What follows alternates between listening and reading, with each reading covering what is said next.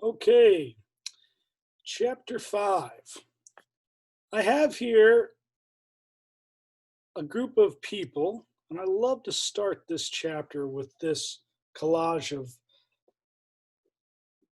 of various people, um, some still living, some not, um, because I feel like this chapter we have to really be sure to understand that what we're talking about when we talk about this wellness is not a particular religion.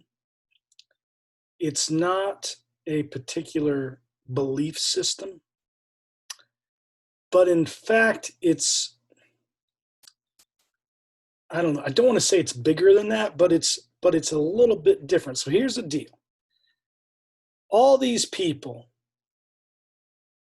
have amazing character personalities. If you go back and you look at the accomplishments of the people that are on this screen, their characters, what they've done during their lives or what they did during their lives, shows a level of character, kindness, achievement, um, work that I think would be hard to argue against their just how valuable they were because of what they had inside of them.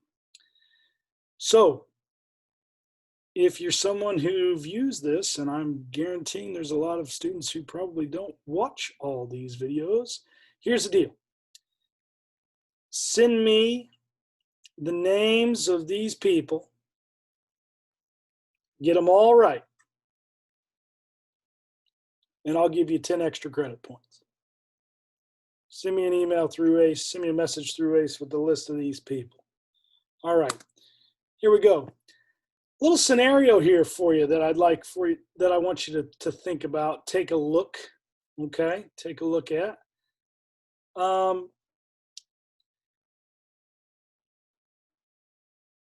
You're not going to discuss this scenario, obviously, because we're not in class, but if we were, we'd certainly go through it. Have a look at this, read through it, pause the video if you need to, and, you know, come up with what you would decide. It's difficult. It's difficult. But we all would make certain choices here, and I'll allude to it maybe a little bit as we go along. Okay? Talking about spiritual wellness on our wheel of wellness. Spiritual wellness comes now, and we're in chapter 5. Okay? As always, balance is the real thing we're seeking. The intention of the following discussion is solely meant, this is my disclaimer. Okay, a little disclaimer here. The intention of the following discussion is solely meant for educational purposes and personal awareness. It is not meant to assume, imply, or redirect a person's spiritual paths, i.e., I'm not here to make you all Christians, or I'm not here to make you all Muslims, or I'm not here to make sure that everyone, when we're done, is a practicing Taoist. It just means that spiritual wellness is not about religion per se. Religion plays a role in your spiritual wellness, but it's not spiritual wellness per se. Here we go.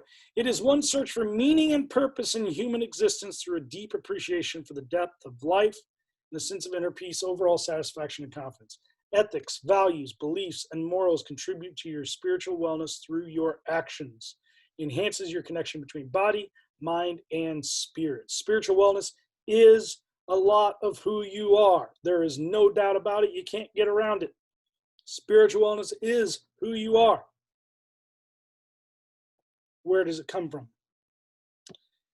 Well, intrinsic motivation. We can define the 7 intrinsic motivations as the following: proclaiming, helping, researching, exhorting, giving, managing, comforting. In other words, things that we are motivated by that come from within. I once had someone say to me, and I think it's absolutely accurate, motivation comes from within. Inspiration you get from others, right? You can be inspired, okay? But motivation, lasting motivation, comes from within. Intrinsic motivation. These motivations will strongly influence the way we respond to people, situations, and problems. Patterns of our inner motivations also help determine the roles we will adopt as a result of these spiritual strengths.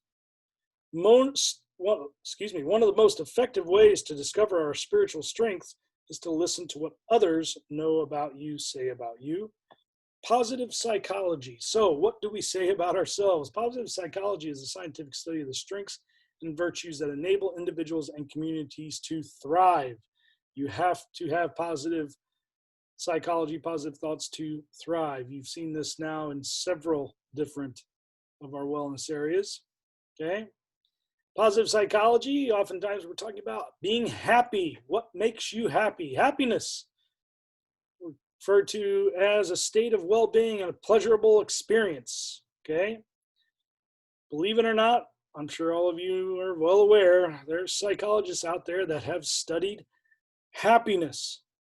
Okay. Is positive psychology the same thing as positive thinking? Did I skip a slide? No, I did not. Sorry. No, it is different from positive thinking in 3 significant ways. It is grounded in empirical and replicable scientific study. Positive thinking urges positivity on us for all times and places, but positive psychology does not. Positive psychology recognizes that in spite of the advantage of positive thinking, there are times when negative or realistic thinking is appropriate, is needed.